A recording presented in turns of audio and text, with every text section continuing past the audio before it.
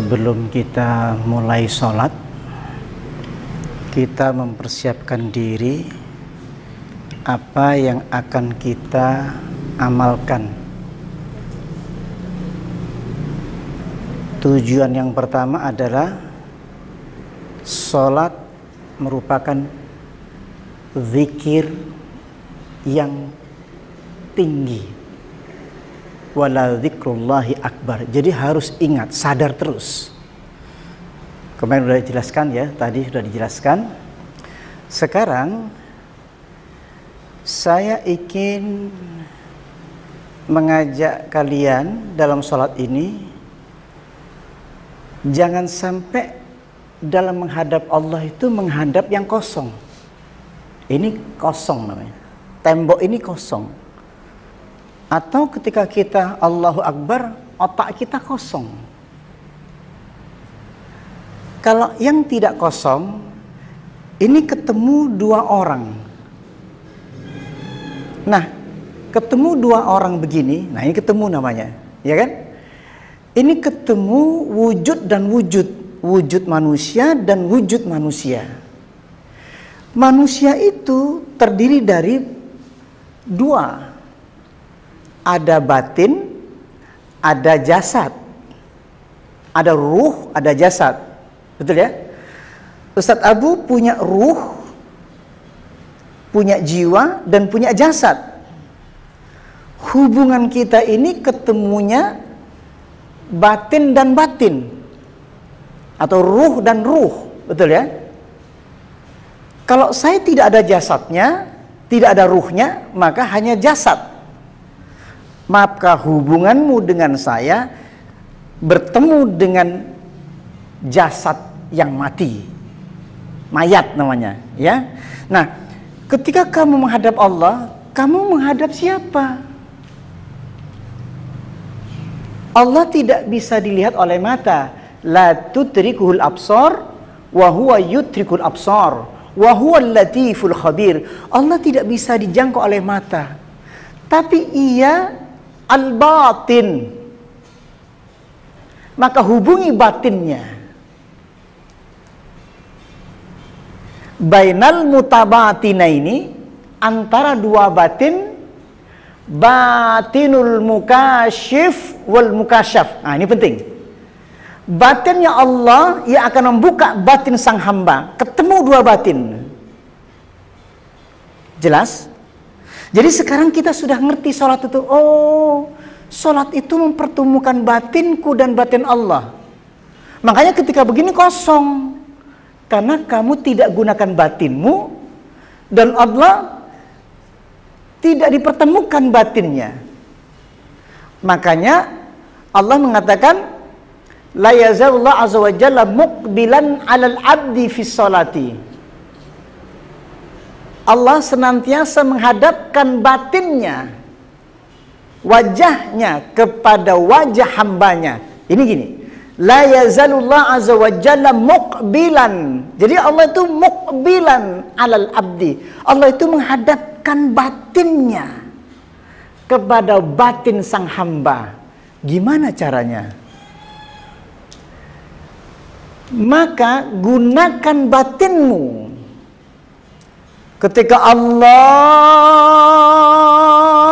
Akbar, gunakan batinmu yang terdalam. Jadi bukan hanya lisan saja yang diungkapkan, tapi muncul dari batin terdalam. Makanya ketika Allahu Akbar, kamu harus ungkapkan betul dari batinmu. Maka di situ ada pengaruh yang sangat besar sehingga engkau bergetar ketika bertakbiratul ihram.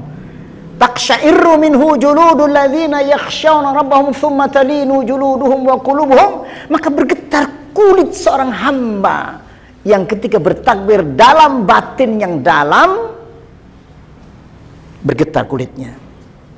Juluduhum wa qulubuhum. Coba kalau engkau bertakbir dari dalam,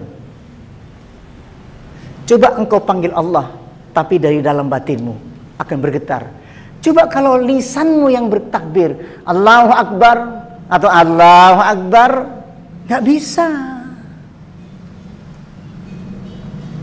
Makanya wajjahtu wajhiya, kuhadapkan wajahku, benar-benar kuhadapkan. Kalimat wajjahtu wajhiya artinya kuhadapkan wajahku betul-betul, kuhadapkan kuat. Sampai diungkapkan 2 kali, wajjahtu wajhiya lilladzi fataras samawati wal ard hanifa muslima wa ma ana minal musyrikin.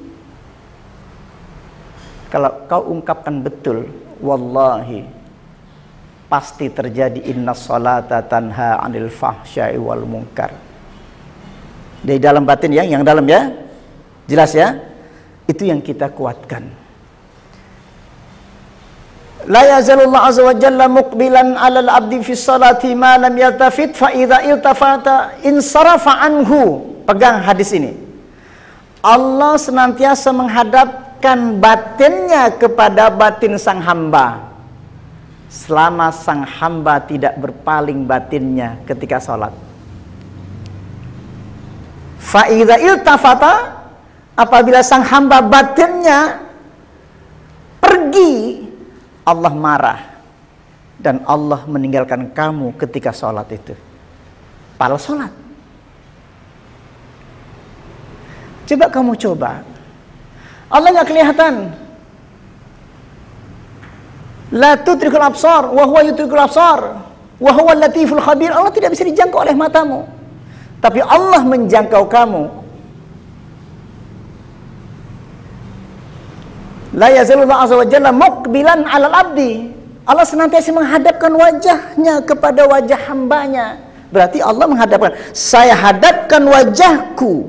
Allah pun menghadapkan wajahnya kepada hambanya ketika salat. Ketemu 2 wajah. Bainal mutabatinaini. Antara 2 batin. Ini perbedaan kita salat-salat biasanya pada umumnya. Salatnya sama, yang membedakan adalah batinnya. Untuk apa kamu menghadap kalau cuma hanya kosong? Hanya kosong. Selama ini apa yang kau lakukan? Allahu Akbar, kosong. Kosong. Gimana rasanya? Salat tapi tidak Allah, tidak ada Allahnya. Gimana rasanya? At-ta'abu wa nas, capek dan penat. Ini yang kau rasakan. Allah itu maha dahsyat. Wallahi wali abdi ma sa'ala. Ini kalau iman, wali abdi ma sa'ala. Coba nanti kalau kamu yakin, untuk hambaku kau minta apa? Percaya apa enggak? Wallahi dikabulkan. Wali abdi ma sa'ala. Dan untuk hambaku, apa yang kau minta? Sekarang tandanya ada enggak? Kalau ketika Allahu Akbar bergetar enggak hatinya? Itu tanda pertama. Allahu Akbar. Taqsha'irru minhu juludul ladzina yakhshawna rabbahum thumma talinu juluduhum wa qulubuhum. Bergetar kulit dan hati. Gampang, tandanya harus ada. Tandanya harus ada. Kalau engkau mencintai ibumu, sudah lama kangen tidak ketemu, disebut nama ibumu atau abamu, pasti rasa getaran hati, rindu itu mengalir. Terkenang pengen pulang terus sama ibumu. Kadzikrikum aba'akum au asyadda dzikra. Seperti engkau rindu kepada abamu, au asyadda dzikra. Aku datang soal sini karena aku rindu sama Allah. Kangen sama Allah. Kalian datang ke sini tidak ada rindu. Betapa capeknya orang yang tidak kangen disuruh ketemu yang tidak dikangeni. Padahal Allah yang mencabut nyawamu, yang menghidupkan dirimu.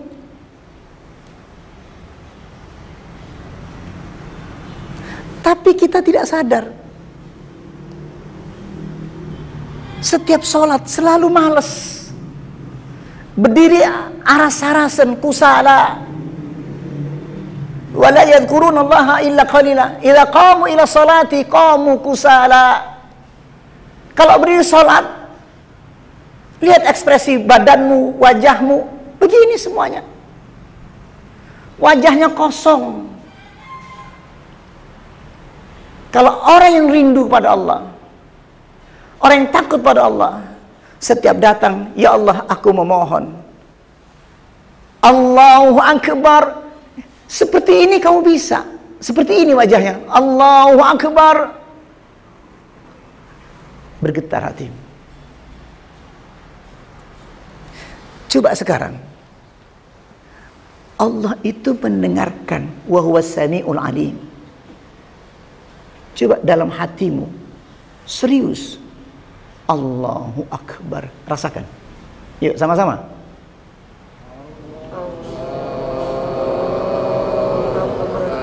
Panggil lagi.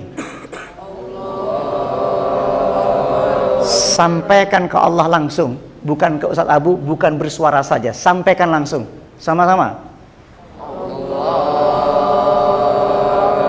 Munculkan dari batinmu yang dalam. Allah. Coba sekarang angkat takbir. Tangannya. Allah. Langsung hadapkan ke Allah. Jangan tengok kiri kanan. Angkat takbir lagi. Serius, lebih dalam. Allahu Akbar. Sudah mulai ada getarannya? Itu tanda keimanan sudah bangkit. Ya. Jadi nanti Ustadz Abu agak sedikit, saya keraskan sedikit. Itulah bacaan Ustadz Abu. Tanda-tanda itu muncul karena nur itu masuk dalam batin kita. Ya. Wali abdi masa'alah. Dan untuk hambaku apa yang kau minta. Siap. Tanamkan cita-citamu, keinginanmu kepada Allah. Karena sholat itu adalah meminta tolong. Wasta'inu bis-sabri was-sholah. Mintalah tolong kepada Allah dan melalui sabar dan sholat. Yakin? Jelas? Sudah ada angan-angannya? Sudah? Ya? Nanti kalau ada kalimat Rabbi firli, langsung katakan, ampuni aku ya Allah, saya tidak akan mulai lagi. Warhamni, beri aku rahmat. Kalau engkau mengerti artinya, ketika kau bilang Rabbi firli, aku nggak ngulangi lagi ya Allah. Janji sama Allah, wallahi, kalau engkau tepati janji Allah, Allah juga akan mengingkari janjinya. La tukhliful mi'ad. Allah tidak akan mengingkari janji itu, pasti dikabulkan. Asal Rabbi firlinya kamu serius. Hari ini aku berdosa lagi. Aku hari ini persiapkan hatiku untuk tidak akan mengulangi perbuatanku yang tadi saja. Keplesetku, berbohongku, dustaku. Aku sholatmu serius. Aku takbir serius. Aku berdoa serius dalam Al-Fatihahku. Aku baca Quran serius. Rukukku aku serius. Iktidalku aku serius. Dijaga terus ya. Dijaga terus. Ketika kamu tiba-tiba nilai alladzi yuwaswisu fi sudurin nas, kadang-kadang setan itu masuk, yuwaswisu fi sudur, masuk dalam hati, kita lawan. Makanya sering-sering baca Qul a'udzu birabbin nas, malikin nas, ilahin nas. Bacaannya seperti ngobrol sama Allah. Coba perhatikan Ustaz Abu. Qul a'udzu birabbin nas, malikin nas, ilahin nas, min syarril waswasil khannas, alladzi yuwaswisu fi sudurin nas, minal jinnati wan nas. Kalau bacanya dari hati dan mengungkapkan ke Allah, pasti meleleh air matanya, pasti bergetar hatinya. Kita mulai, setiap bacaan muncul dari batin yang terdalam kita, dan kita niatkan kita tidak akan mengulangi lagi. Silakan komat.